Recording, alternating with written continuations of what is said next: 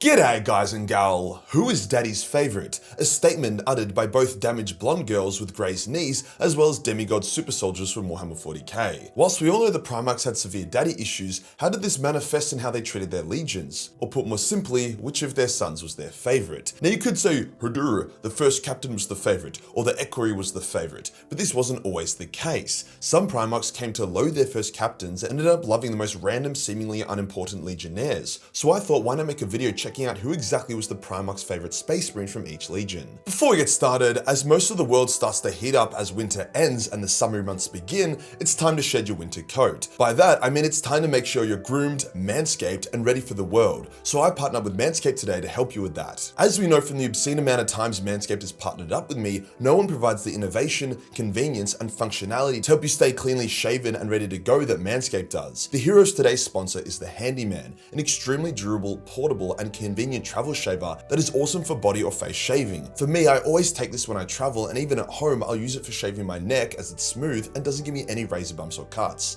For my body and family jewels, I'll use the Lawnmower 5.0 from Manscaped, which is the only electrical device I'll allow anywhere near my balls due to its skin-safe technology. Not to mention it's also waterproof and has an hour of battery life. There is also an assortment of other awesome Manscaped products, like their manly smelling body washes and deodorants, or their versatile beard hedger, which allows for an easy adjustable beard length shave. So to get the Handyman or literally any other Manscaped product for 20% off and free international shipping, then use my link below or code Majorkill20. Cheers to Manscaped for sponsoring this video. Today we'll go over who the definitive favoured space marine of each legion was by their gene sire, providing examples which showed off the Primarch's love and respect for that legionnaire. Let's get into it. Kicking us off with the Lion and the Dark Angels. Unlike most other Primarchs, the Lion called his Space Marines little brothers as opposed to his sons, showing that he saw them more with mutual respect as opposed to his underlings. However, the Lion was also pretty fucking autistic and had a hard time connecting with anyone or handling complicated social and political situations, such as how he handled the banishment of Luther and the other Dark Angels to Caliban, which caused a ton of issues, or giving Perturabo massive siege weapons that ended up being used on the Loyalists. With that said though, there is really only one Space Marine that could be considered the Lion's favourite, and that was Corswain. The Lion even had a nickname for him, Cor. Now, Corswain wasn't the Lion's equerry or first captain. He was the Captain Paladin of the Ninth Order, but the Lion always kept him close, even picking him as one of his two honor guard when he spoke with Conrad Kurz during the Thramis Crusade. A conversation that went poorly and ended up with Corswain stabbing Kurz in the spine and saving the Lion's life. Corswain would eventually be promoted to Seneschal of the Legion, being given command of half the Legion and more or less becoming the Lion's second, last being seen fighting by the Lion's side against the traitors on Caliban. Needless to say, a clear favourite. The issue with choosing Fulgrim's favourite is that he's such a self-absorbed prick that he literally doesn't give a shit about anyone else. Eidolon was his second in command and he cut his head off and stitched it back on for a laugh. He found Lucius entertaining but never showed him any love. Julius Caesaron, his first captain, was called the favoured son so could be a contender, but once again there was never really any warmth there, especially during the heresy. No, I would say that he liked Fabius Bile the most since Fabius could make him the most spicy drugs and could do the most for him personally, such as cloning a bunch of Ferrises for him to fuck around with and so on. So I would say it purely comes down to which Space Marine could give him the most value, and that was easily Fabius. Perturabo is a raging asshole that never showed any of his legion any real love. Like, he literally replaced his honor guard with a bunch of battle robots mind-linked to himself, and he barely listened to his trident, which was more or less his three closest advisor Iron Warriors. However, he did occasionally sprinkle some wisdom and favour here and there. The most respect he had for any of his legionnaires was the respect he gave to first Captain Forax. Perturabo believed that out of all the Iron Warriors, Forax was closest to him in way of thought and doctrine, with Perty often giving Forax a lot of responsibility and command in important battles. However, as I said, Perturabo is a dick that doesn't care for his sons, and he ended up allowing Forax to be sent on a suicidal mission which Forax barely survived. Post-heresy, Forax completely fell from grace, being demoted a number of times due to a lack of conviction. He hated being a traitor and a heretic, but saw that there was no other option or path to take. Forax was eventually killed in battle, unremarked and unremembered. On the flip side, Jagadai loved his legion dearly, especially those who were a part of his original warriors from Chagoris, such as Yasugai, Jubal, and Quinzar. However, one by one his favourite sons were killed. Out of all of them, his favourite was his chief Stormseer Yasugai, who acted as his spiritual guide and mentor, and who always seemed to know what to say and what to do. The Khan listened to Yasugai closely, and although he wasn't a Psyker himself, he respected his Stormseers a lot and ended up co-sponsoring the Librarius, the sanctioning of Space Marine Psykers, alongside Sanguinius and Magnus. When Yasugai gave up his life to save his legion, he sent one last psychic message to Jagadai as a final goodbye, with Jagadai missing him most out of all the losses within his legion. Leman Russ also loved most of his legion, taking it extra hard when most of them died, but the standout favourite to him was Bjorn the Fell-Handed. Bjorn wasn't a Jarl or a captain, he was just a fucking dope warrior. He was no nonsense, brave and skilled. Russ liked having him around, almost like a lucky charm, despite Bjorn's overall low rank. Even when Bjorn killed a demon king that Russ had set his sights on, Russ was filled with pride and lauded Bjorn instead of being mad he took his kill. The two warriors would get closer until Bjorn was nearly always by Russ's side, even as the heresy took place, becoming his closest Wolfguard. Post-heresy, Bjorn would be shattered when Russ left to enter the Eye of Terror, taking all the Wolfguard with him except Bjorn. Bjorn felt like he had dishonored Russ in some way, but in reality, Russ only trusted Bjorn to lead the Space Wolves in his absence, and he also didn't want to risk the life of his closest friend. Rogal Dorn wasn't exactly the most emotional or cuddly of the Primarchs. However, his clear favourite Space Marine for a long time was his first captain Sigismund, respecting his son's skill and dedication. However, when Sigismund started getting caught up in the whole Emperor is a God belief, Dorn raged at him and they had a massive falling out. Although Dorn would eventually come to understand Sigismund's perspective and relent, their relationship never really recovered. However, there was no other Space Marine that could replace Siggy as Dorn's favourite. Like goddamn, when they fought back to back against the Emperor's children elite during the Siege of Terror, that was a thing to behold. Dorn was so focused on the siege that he didn't really have time to form strong bonds with his other sons when compared to his history with Sigismund. Not many Primarchs despised their legion as much as Conrad did.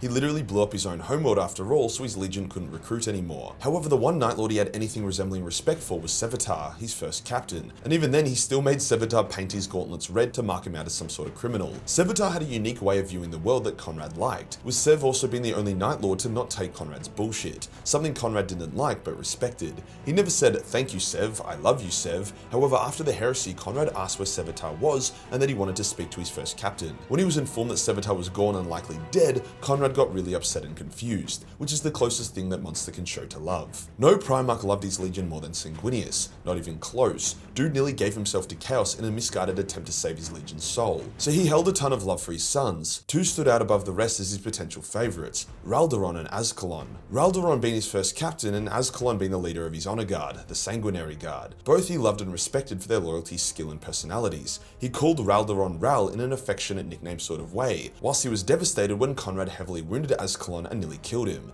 It is hard to choose which one he saw as his true favourite, but I would say Azkaellon. Perhaps he respected Raldoron more, as evident by him having him second in command, but he probably liked Azkaellon more, spending more time with him and even often allowing Azkaellon to have a final say when it came to his security. Definitely a close one though. For Ferris, despite us not getting a ton of lore for him due to his untimely decapitation at the start of the heresy, had a clearly favourite son who died alongside him, that being his first captain Gabriel Santor. Santor was the yin to Ferris's yang, or maybe the other way round. He balanced them out, kept his temper even, and was his voice of reason. They had a close, trusting relationship, one of the closest a Primarch could have with his Space Marine, which may sound surprising for an Iron Hand, but definitely was the case. I was almost just as sad as Gabriel's death than I was at Ferris's. Angron didn't give a shit about the World Eaters, seeing them as a weapon he could use in his desire for war. When he was first found and taken by the Emperor, he ended up killing the majority of the World Eaters' command structure in a fit of rage. Only Khan had the balls and fortitude to earn Angron's respect to be spared. From then on, Khan would be Angron's favourite, despite being captain of the 8th Assault Company. Not exactly a prestigious role in the grand scheme of things. However, soon he would be chosen as Angron's equerry and would represent him in a lot of cases, often being considered as one of the most level-headed World Eaters. Oh, the irony. The two would form a bond that was as close as Angron could get to any of his sons. However, things went to shit when Angron became a demon as he shed all personal connections, even attempting to kill Khan at one point. But yeah, there can be no doubt that Khan was Angron's favourite overall. Guilliman's favourite may surprise you. It wasn't his first captain or his equerry or any of his command staff. It was a random sergeant undergoing censure called Adonai Thiel. Thiel began creating practicals and theoreticals for Astarte v Astarte combat prior to the heresy, something that was considered so unspeakable that he was punished for it. While awaiting punishment, the Wordbearers attacked the Ultramarines and he was vindicated. He fought alongside his Primarch with great skill, Guilliman admiring the sergeant's out-of-box, unconventional thinking. It was actually Thiel who inspired Guilliman to make the Ultramarines less rigid and predictable. They even wrote the Codex Astartes together. Guilliman liked Thiel so much that when the Alpha Legion posed as Thiel and his warriors to meet with Guilliman, Guilliman allowed them to bypass a lot of security checks and enter straight into his room, a mistake that nearly cost Guilliman his life. Thiel would go on to be promoted to captain of the 2nd Company, with Guilliman ending up liking Cato Sikaris in the current setting due to Cato reminding him of Thiel. Mortaran has had a few favourites over the years. He deeply respected and liked battle captain Nathaniel Garro, as evident by honouring him after a Great Crusade battle, as well as the fact that despite Garro being marked as a loyalist, Mortaran refused to send him to Isfahan to die in the hopes that he could still convert him to the traitor's cause, a mistake that cost the traitors dearly. However, Morty would go on to kill Garro during the Siege of Terra, so probably not a great favourite overall. Then there is Typhus, Morty's first captain, who he cared for dearly. However, Typhus would betray Morty, lead him into the warp, and get him cum blasted by Nurglide warp aids. Morty actually tried to kill him during those events. However, eventually Morty was forced to become a demon prince and turn his legion into a bunch of plague marines, something Morty was extremely angry at Typhus for doing. So by the time the siege rolled past, Morty didn't seem to have a favourite, just kind of hated everything and everyone. Magnus deeply cared for his sons before the fall of Prospero. He sacrificed his eye to try to stop the flesh change, and he felt a lot of guilt for how his actions had affected his legion. Originally, his favourite son was Ammon, who was also his equerry and kind of acted like a father figure to Magnus. However, he eventually ended up liking Ahriman the most due to the sorcerer's talents, will and personality, Ahriman being more or less his first captain. It was Ahriman he entrusted the Book of Magnus to, which was Magnus's most prized possession. However, when Ahriman went against Magnus's orders and cast the rubric to try to stop the flesh change, Magnus raged and tried to kill Ahriman, only stopping because Zinch willed it so. So Magnus went back to liking Ammon, but then Ahriman killed Ammon, so yeah, it's a bit of a fuck around. In his demon form, Magnus is a lot more detached than before and doesn't seem to care too much about individuals in his legion, but overall I would say his favourite is Ammon, since he literally tried to kill Ahriman. Horus's favourite might surprise you. I know you're probably thinking it's Abaddon. After all, Abi was his first captain, but his true favourite son, who he tragically barely spent any time in the law with, was Sir Janus, a member of his Mournival who was tragically killed in a diplomatic ambush during the Great Crusade. Sir Janus was loved by everyone, level-headed, noble and honourable. When Erebus was corrupting Horus during Horus's coma, he took the form of Sir Janus as he knew that was the Warmaster's favourite. A close second to Sir Janus was his replacement, Garviel Loken, who embodied a lot of the same ideals. It was actually the presence of Garviel which got Horus to realise his mistake and allowed the Emperor to kill him. But yes, Sir Janus was always Horus's favourite. Lorgar's favourite was by far none other than Argul Tal. You may think it was Erebus or Corferon, but he ended up despising both of those mentors and tried to get them killed on multiple occasions.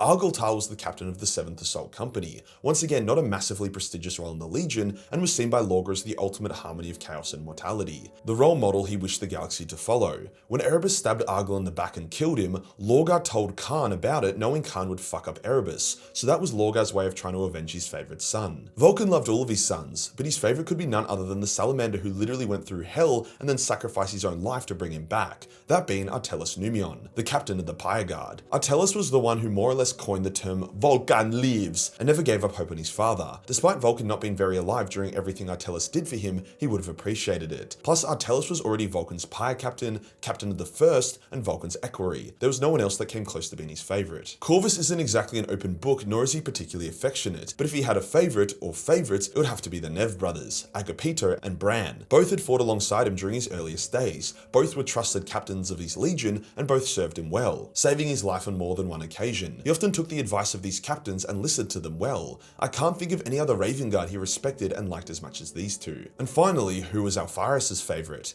Well, the cheap answer is Omegon, and that is also probably the best answer. We could also argue Ingo Peck, their first captain, but there was never really any affection shown there, more so just Ingo being super capable. Alpharis deliberately made everything in his legion detached and clinical, to help with the whole lack of individuality thing, so the honest answer is Omegon or himself were his favourite. What's the lesson of the day? Everyone's dad has favourite kids, even if they say they don't. If you enjoyed the video and you want to support the channel, then pick up the Wolf Lord of the Hunt, the latest major mini, or any other major mini we have. Join the Discord for more news and I'll see you in the next one. Peace.